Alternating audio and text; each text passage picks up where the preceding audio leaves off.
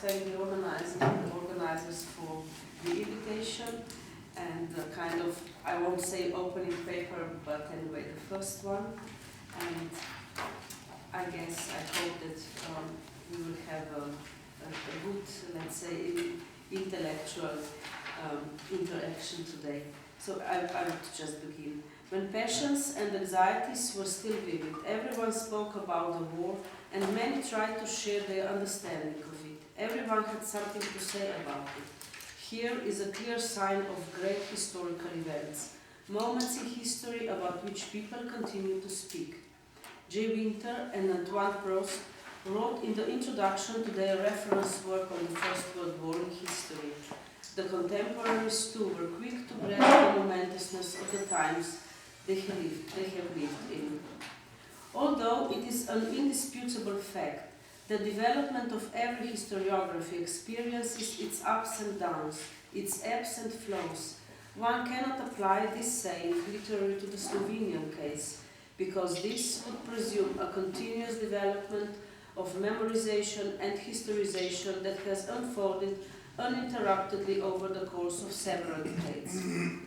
But in the past 95 years, Slovenian members of the First World War oscillated more between triumph and oblivion than in terms of development of ebbs and flows, where oblivion accompanied the Slovenian historical remembrance of the Austro-Hungarian War experience, also at the time when the First World War was part of the so-called state-building memory during the Kingdom of Yugoslavia after the First World War. In fact, the disintegration of the Habsburg Empire and the formation of a nation-state of the Kingdom of the Serbs, Croats and Slovenes caused the oscillation of the Slovenian memory of World War I between forgetting and triumph, between nearly denying the war experience shared by majority of Slovenian men in the defeated and disintegrated Austro-Hungarian army and the triumphant rhetoric of the Serbian and still more emphasized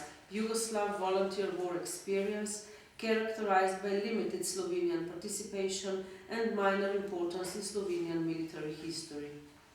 After the Second World War, the First World War had to withdraw from public memory and historiographical treatise to the margins of remembrance. The Second World War practically marginalized her older sister. On the other hand, it also changed the perspective of understanding and interpreting the Great War. As Winter and Proust put it, I quote, "The questions posed about the First World War have been transformed by the Second World War." But this holds true for the Western historiography, more than for the Central or Eastern European, and thus also for the Slovenian historiography and remembrance. In the process of remembrance of the First World War, the year 1914, precisely the month that led from Sarajevo assassination to the outbreak of the war, played a crucial role in the Slovenian post-war attitude towards the war and the extinguished monarchy. But before I deepen the argument, I would like to draw your attention to another issue, which is in a strong connection to the memorization of the war. This is the attitude of the Slovenes towards their past homelands, Habsburg monarchy, Kingdom of Yugoslavia and Socialist Yugoslavia. As my professor Petra Svoljšak has put it in a recent paper, the image of the three past Slovenian homelands in textbooks, in historiography, and even more in public memory has been relentlessly dark. In recent years, the image of the dual monarchy has slightly changed, and the textbooks admit that in the second half of the 19th century, the Slovenes had evolved despite the threats of Germanization into a fully developed nation, and that the majority of the Slovene-speaking inhabitants of the Slovenian lands had been sincerely devoted to the Habsburg crown and had felt the monarchy as their true homeland. The aspirations for an independent state had prevailed only when the internal crisis reached the peak and there was no possibility to achieve any compromises. The patriotic feelings of the majority of the Slovenes at the beginning of the First World War could thus be traced on three levels: the ethnic Slovenian, the belonging to one's land, for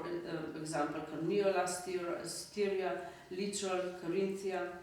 and dynastic Habsburg, which meant above all loyalty to the dynasty and the Kaiser, who was a political icon that bonded the nations and had been worthy of the trust of his citizens.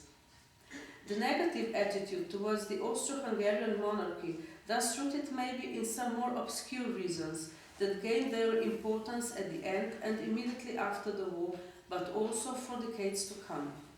As it has already been mentioned, the year 1914 provoked very different reactions and interpretations in Slovenian public memory and historiography, and Janko Pleterski's introductory sentence in his reference book, The First Decision of Slovenes for the Formation of Yugoslavia from 1971, is still to the point. I quote, "More than after its onset, the real attitude of the Slovenes towards the war manifested itself in the days of severe crisis triggered by the Sarajevo assassination. There is no doubt that the tumultuous time which led to the outbreak of the war decisively distorted the view of World War I and Austria-Hungary. The perception of Austria as the prison of nations, although it never appeared in historiography under this name, was the product of the acutely insightful memorial literature on the creation of state in the first Yugoslavia. A member of Slovenian Preporod, a rebirth movement, a revolutionary youth and adherent to the idea of uniting all Southern Slavs by a revolutionary act of breaking the monarchy, Ivan Lach, for instance, wrote, "When I boarded our train in Zemun and heard the Hungarian language, I felt as if I had found myself in prison." The critical moment, not only in terms of decision on going to war, but also of the Slovenian attitude towards Austria-Hungary, was not so much the Sarajevo assassination, but the July crisis that brought about a very specific internal reactions. The introduction of a very undemocratic political regime in July 1914, which gave the military authorities exceptional powers over the civilian sphere, and double standards of the authorities in coping with the political situation in Slovenian lands, caused a very biased post-war relations towards the monarchy. In July 1914, Slovenian political leaders publicly expressed their loyalty to the monarchy, and Armee Oberkommando recognized the Slovenes as reliable military element. On the other hand, the political and military authorities implemented extraordinary political measures and became extremely involved in arresting Slovenian priests and teachers, especially in Styria and Carinthia.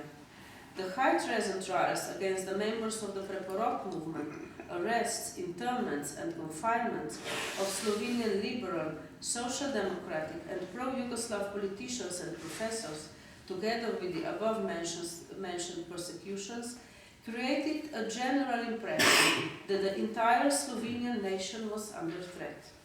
There is no doubt that the measures taken by the Austrian authorities eroded the Slovenes' trust in the Austrian state powers to be, but not also their loyalty, which ultimately reached its breaking point with the monarchy's downfall, despite the fact that in the second half of the war, realization began to sink even in the most ardent pro-Austrian political circles that national unification was the only possible solution for the national survival in face of the growing German pressure. But this was not only the case of Slovenian lands, and it is indeed impossible to speak of exceptionally harsh measures directed solely against the Slovenian citizens of the monarchy, as the impression was in the post-war period and persisted long after, fanning the flames of the Slovenian political affairs and scores settling between two leading Slovenian political camps, the liberals and the Catholics. With regard to the question of loyalty, let us take a brief look at the manifestations of military loyalty, since political adherence, despite the aforementioned situation, never raised any doubt until the reconvening of Vienna Parliament in May 1917, and the May Declaration was presented by the Yugoslav Club, explicitly demanding a reorganization of the monarchy and the establishment of Southern Slavic unit within the framework of the Habsburg state. The declaration of war against Serbia stirred a wave of patriotic sentiment among the inhabitants of Slovenian provinces, in the spirit of everything for religion, home and emperor, which was far from hackneyed catchphrase at the end of July 1914, and found its meaningful place in the report of the Slovenian liberal daily Slovenski Narod. Come what may, the Slovenes and all other nations will fulfill all our patriotic duties with fervor. One Slovenian soldier once remarked sarcastically in his memoirs that it looked more like the soldiers were setting out for wedding rather than war. Although the Austrian military authorities reported on the influence and development of Southern Slavic ideas, especially among Slovenian intellectuals, and conferred a massive departure of Slovenian volunteers to join the Serbian and Montenegrin armies at the onset of the Balkan Wars, they never doubted the loyalty of the Slovenian soldiers to the monarchy on the outbreak of the war against Serbia and Russia. This was confirmed by reports on mobilization days and departures of individual units to the front. What the first month of the First World War showed was, first and foremost, the great ineptitude and naivety of those who thought that the victor would soon be known and that the armies would return home winning eternal glory. In the Slovenian Austro-Hungarian case, it also showed how right the military authorities were by trusting, perhaps even more so than the political powers, the fighting prowess and especially the loyalty of the Slovenian members of the Austro-Hungarian army, despite their devastating war experience in Galicia. Even though Slovenian post-war public memory witnessed attempts to find some kind of justification for the loyalty of Slovenian soldiers to the Austro-Hungarian army, even by naming the later foreign army, and by publishing incorroborated reports on mass desertions to the enemy's side, the reality of war as well as of subsequent memoirs by soldiers spoke of loyalty rather than their blind or uncritical acceptance of developments they were part of. With the downfall of the Habsburg Empire and the creation of the Kingdom of Serbs, Croats and Slovenes, with 1 month episode of the independent state of Slovenes, Croats and Serbs, but also due to the loss of 1/3 of national territories in the following 2 post-war years, the Slovenian provinces fundamentally changed their historical perspective. The Austrian idealistic concept of history was replaced with ethnocentric Yugoslav concept of history and remembering. Historical remembrance of the past, including World War I, presented a very trying experience in the first Yugoslavia, being the war a unifying and separating element at the same time, and thus caused an extremely discriminating relationship between the victors, liberators, unifiers, and the vanquished, liberated and united. In this situation, it was virtually impossible to celebrate both victory and defeat at the same time.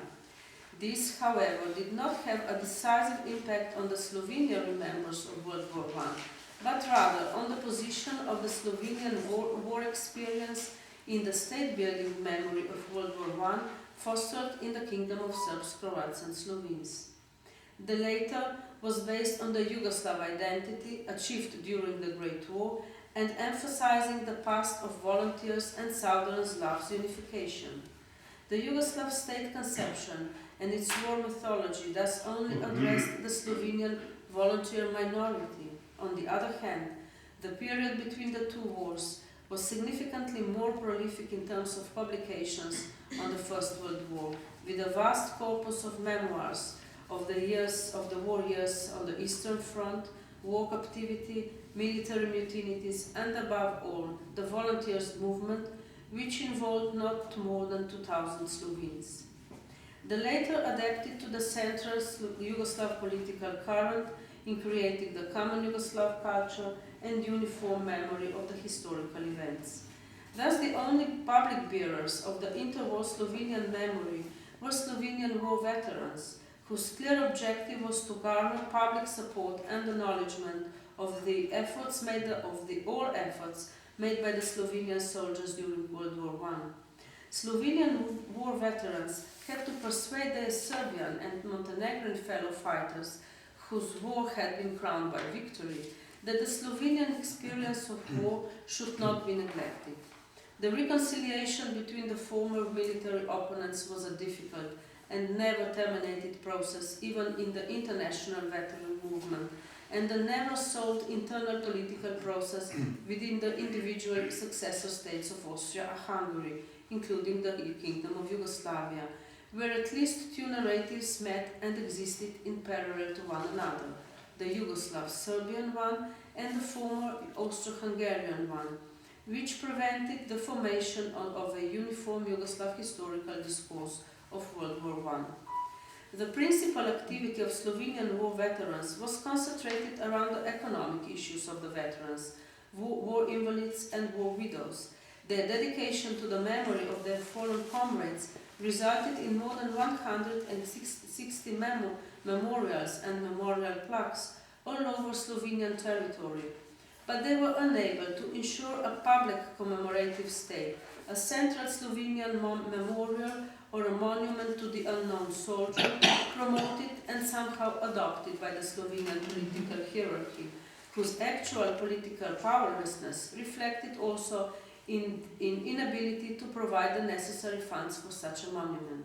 On the other hand, the Avala Memorial was constructed as the last attempt of Yugoslav government and the king to confirm the Yugoslav identity and unity, which could not allow the separate national or tribal, as they called it, Slovene, Croat, even Serb remembers of the past events. I would like to draw your attention to one specific and very interesting war experience, which could or even should have been in the center of Slovenian public and historical remembrance. This is the memory of the Izonco Soča front, which did not witness a wider public interest, and even less the state Yugoslav acknowledgement, although some of the most striking and powerful memoirs and the newspaper articles on the Soča front had been published in the period of the First Yugoslavia. Why did the Slovenian or Soča front remain in the shadow of interwar Yugoslav members of the Great War, although the war on this front practically involved the whole Slovenian territory and turned upside down the everyday life of each and every inhabitant of the Slovenian lands? The Soča front was certainly not a Yugoslavian front, although there had been attempts to organize a volunteer movement in the Italian front as well.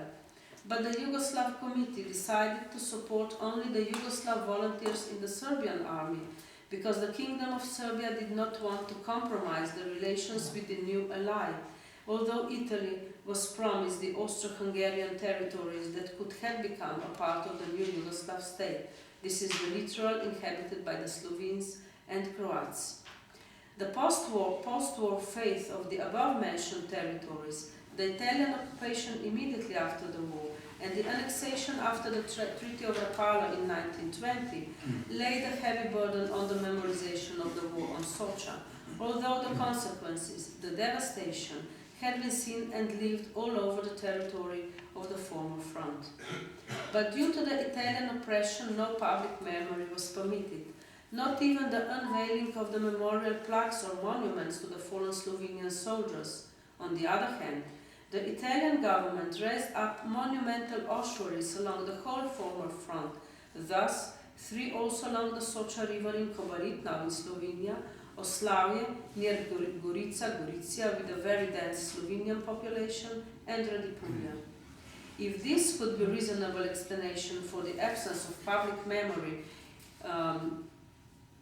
and the withdrawal to the private and intimate sphere, the problem of the non-memorization and the absence of thematization of the Slovenian front remains open and unanswered. Not even the Slovenian veterans who fought on the Soča front wanted to write down their testimonies, and only after many decades, in 1980s,